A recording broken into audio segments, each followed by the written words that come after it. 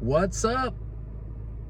Are you in the midst of figuring out whether you want to stay with your spouse or not, your other half, girlfriend, boyfriend, husband, wife, whatever's, to stay with them or not? Do you feel like you and your other half could benefit from personal development? Let's see. Let's talk about it. Aloha kako. Ka'oho ka'alasito, aka KO, depending what region you're living in, for your monetary mana'o of the day. Aloha kako, everyone. Whew, just got off of work. It was a really good day. Let me I'm going to take a little sip of my drink here. Yummy. Just pressing play, heading out of the station. And I had a really good shift today. And not so much meaning like I had a good shift because of the call volume. That was great. But also I had really good conversations with, let's see, a partner of mine. I'm not going to say who this person is, but the topic of whether or not they're thinking they want to still spend effort, resources, and time on their other half presently, or if they're just ready to call it quits. You know, like, this is part of life, and relationships is part of life. You know, we are a species that likes to be you know, within another group, right? To be with others, to be communication, cared for, someone to talk to, you know, to be around. And I guess he's debating of whether or not he wants to stay with his other half or not. So we talked about it. And here are some of the things that I was coming to mind that I heard from him. First of all, he's young, early 20s. So me being in my 40s, I feel like I'm like gonna be the future him, you know? I say this a lot to a lot of my 20-year-olds, and we have like 4 20-year-olds at the house. Well, 3 now, because one just recently went into their 30s, or 2, I should say. Anyways, the idea is that I feel like 20-year-olds think like that's when they should be doing everything in their life. Like, relationship, find the right person, get a house, get the best paying job, like now. Because like, for some reason they think like in their 30s and 40s they're going to be so old that they're not going to be able to do anything. So that's why they have to force everything into their 20s. It's funny because I'm trying to tell them, like, I'm in my 40s. I'm going to be double what your age is right now. And this, it's like the 40s is a new 20s. You know what I mean? Like, your teens, your teens to late teens, you start really having that idea of what it is to be an adult, because you're no longer a child, right? And then when you get into your 20s, now you actually become an adult, but you're still learning. Like, you're learning how to become an adult. Like, you just took the training wheels off and you're still thinking that you're gonna bomb hills when you took your training wheels off. Like, it doesn't work that way. Like, you learn, and the best thing about learning is failing. Like, in relationships, you might fail. In work, you may fail. In school, you might fail. And you know what? That's fine. That's part of life. Just don't quit, because quitting is the true failure, right? You take what went wrng, you learn from it, you really digest it and dissect it, and figure out how you could have done it better, you know? And I had to tell him too, like, he was on the fence of whether or not he wanted to break up with his girlfriend or not. But I was gonna say, and I did tell him, every scenario that comes up in your mind, finish it off with, but how does it benefit me? Does that benefit me? Because I truly believe, from all my experience coming into my 40s, my almost mid 40s now, is that it is about you. It's about you first. Your paycheck comes in, you don't pay others first, you pay you first. You pay your 10% tithing to you first. That shit's biblical. So you pay you first. Same thing in life. How is it going to benefit you? We've all heard of the classic story of you're in an airplane, right? All of a sudden there's a drop in pressure, in cabin pressure, and then the oxygen mask drop down. Who is the first person that should put on their mask? You are the first person. Not your family, you. Because if you don't have oxygen and you pass out, now you cannot help anybody. So you are the first person that you need to look out for. And that's what I told him. I said, all the scenarios that are coming up in your mind of, oh, well, she's this, but she's that, and then, but she's this, but she's that. Finish it off with, does that benefit you? And, you know, he paused for a little bit, which makes me think that he was not given this scenario before, you know, and that's fine. I love working with him, you know, I love working with younger generation because it just reminds me of me, but I get to hear what their thoughts are. And like, I mean, this younger generation is obviously different from our generation, you know, their words, the way they think, the way the music they listen to, the way they dress, like, it's all different. So I love learning how this new mind works, right? And what they think about. And you know what, really a lot of it is exactly how we thought of when we were in the 20s. And then of course it brought it up to like, oh, if you don't feel happy in it, in the relationship, then don't be in it. You know, like simple things like I told him, okay, do the old school way, which is probably new school for him. Get a piece of paper, write down all the pros, and write down all the cons. All the positive things about being with so-and-so, list them all down. All the negative things about being with so-and-so, write them all down. That's the easiest way to really see. Because when we don't do that, I told him that we're just doing snapshots in our brain. Like, oh, she's good at this. Oh, but she's also not good at this. Oh, she did that. Oh, but she doesn't do this. It's just snapshots. It doesn't stay. It's not something that you can look over the results of. But when you write down all the pros and you write down all the cons, you're gonna see right in front of your face of how does it benefit you. Is there more cons? That means you're not being benefited. If there's more pros, then yes, that means you're being benefited. And if there's more pros, I mean, if there's more cons, you know what the next step is. Probably gonna have to break up. And there's nothing wrong with that. I'm a divorcee. Like anytime somebody, family or friends or even patients, co-workers tell me, oh, I'm getting a divorce, you know what I tell them? I tell them, congratulations. I say, congratulations, you're getting a divorce? Awesome. You know, society is just so brainwashed to thinking like, oh no, I'm so sorry. Oh, I hope you guys, you know, you gotta work it out, just work it out. Like, but not even knowing that by the time you get to a divorce, I'm sure, just like in my past relationship, it was already attempted multiple times to work it out, but it just didn't work. Now it's time to announce that we're getting a divorce, right? So congratulations. It's just gonna be easier for both parties to just disconnect. Irregardless if you have kids, you know, irregardless if you're sharing rent. Don't let that be the ball and chain that has to force you to stay in this toxic relationship, you know, when you don't want to be. So that's the most easiest way. Just write down your pros and cons. But see, so like I said, so now cons, you know you're going to probably break up.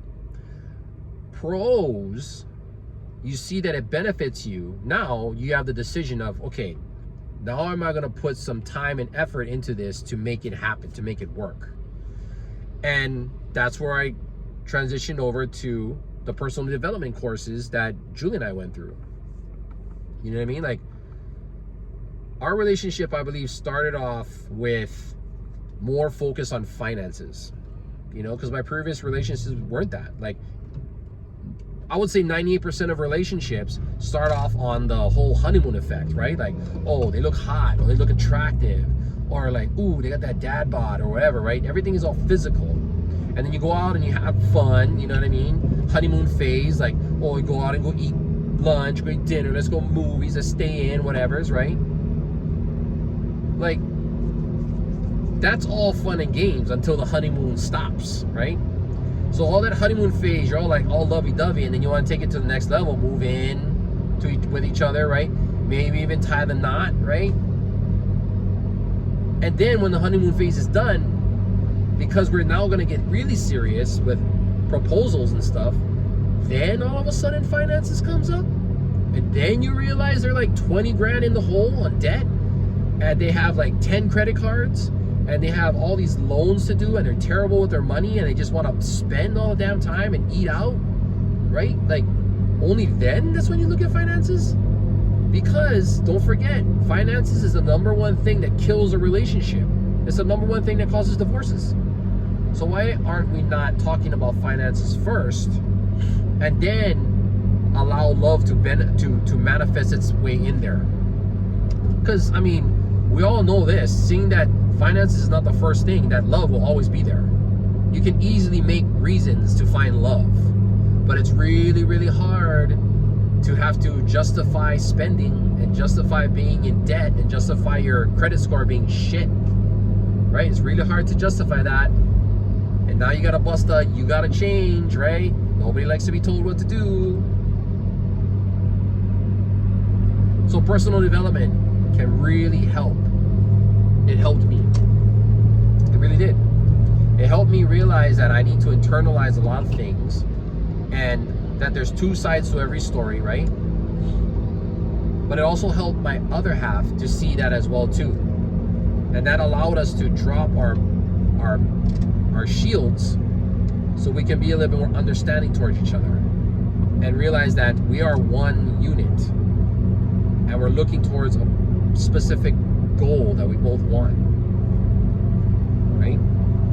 And so that's why I told him too, like, if you're deciding to want to try to like keep it together after you broke up and keeping it back together again and seeing that that person is still not changing, you got to start communicating now.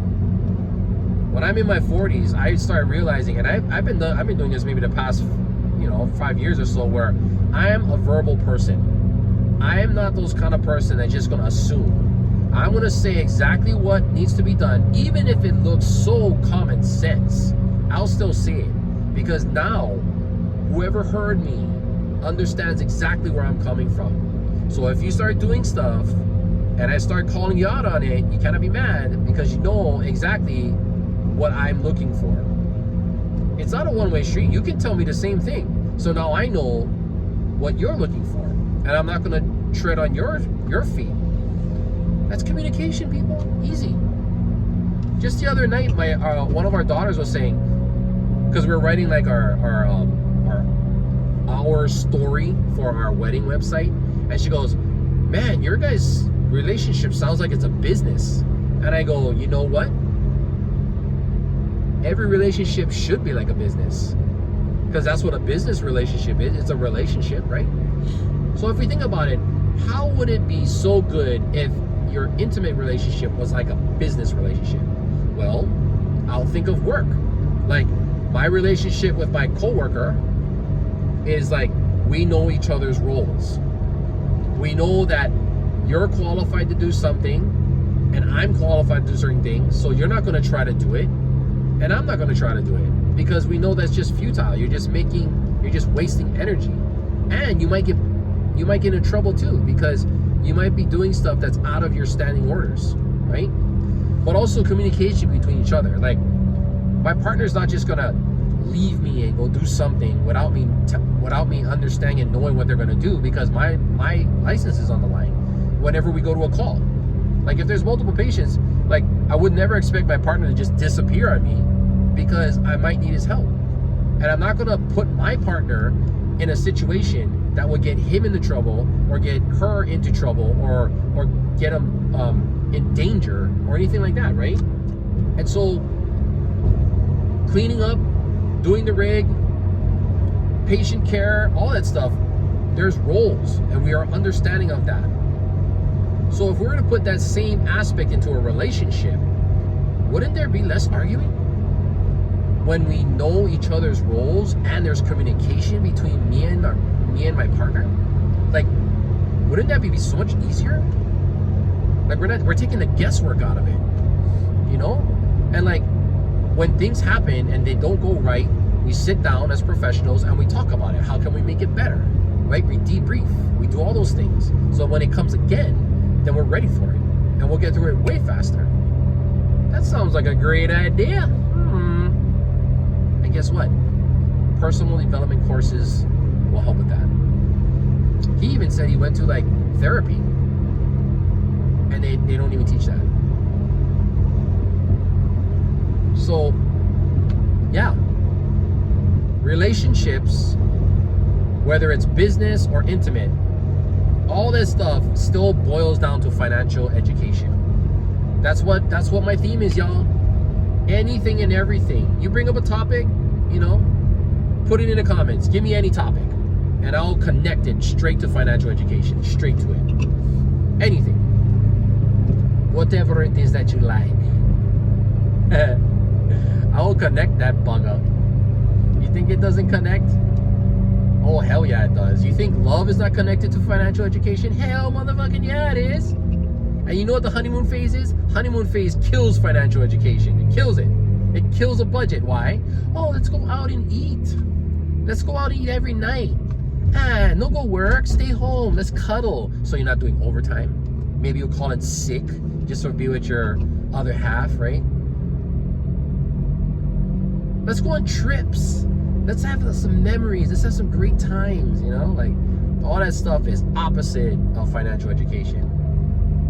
So when you understand that you got a budget, when you have goals, right? And you work together, that is hot. That's the real sexiness right there. When your minds connect because you know that she wants the goal, you want the goal, and you know that if you pair up together, bruh, you're gonna get to that goal even way faster. And once you reach that goal and you build a wealth and you get successful in whatever shape, way, or form you guys agree that for that to be, then the real honeymoon phase starts. In fact, your honeymoon phase won't even end because you're gonna be financially set as a couple.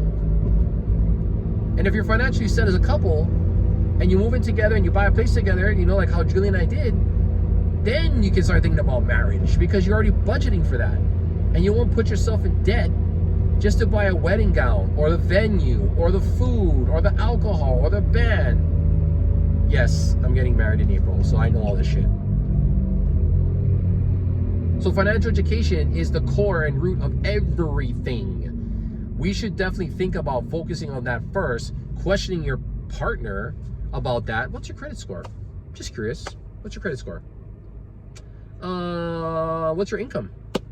Do you work? Where do you work at? You know, like, well, I have a job. Really? Okay, cool. Where do you work at?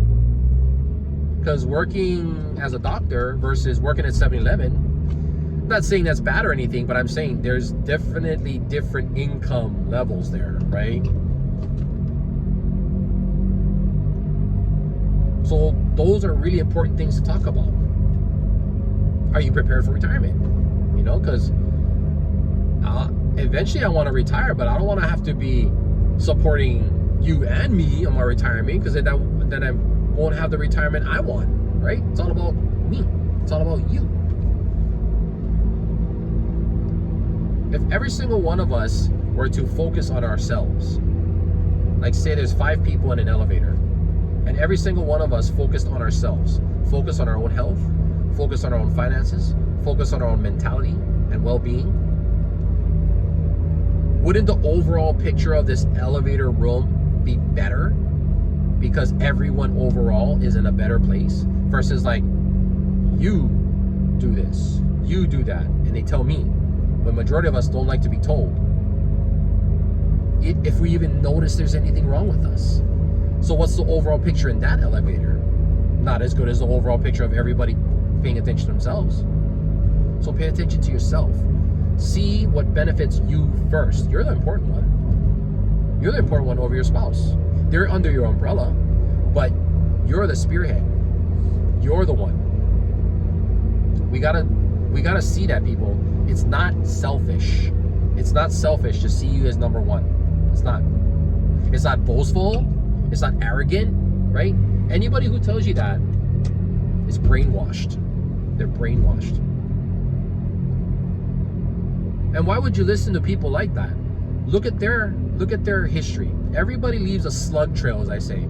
If somebody tells you that's arrogant, or somebody tells you that, what is their background? If somebody tells you, oh, you only focus on money, you shouldn't focus on money.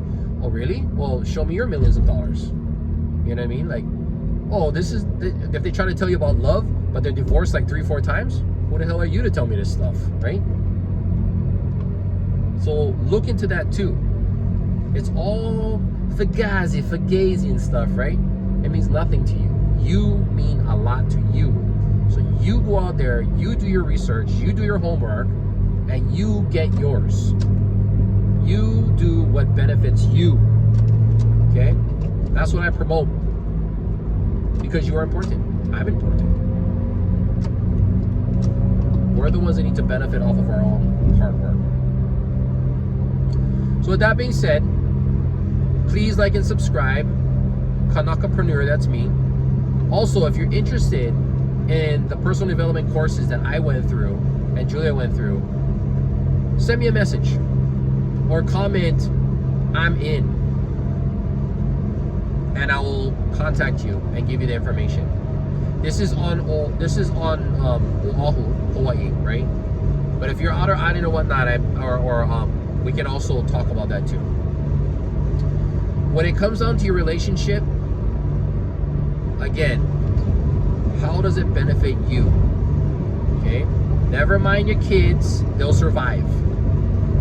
Because you will survive. Never mind your rental space. Yeah, you might like your rental place, but you don't own it. So still, don't let that be a ball and chain to keep you in a toxic relationship. It's all about you. Ka'ohu o ka'alasito, aka Keo, aka Kanakapreneur, depending what region you're living in, for your monetary manako of the day. Love you guys. Aloha.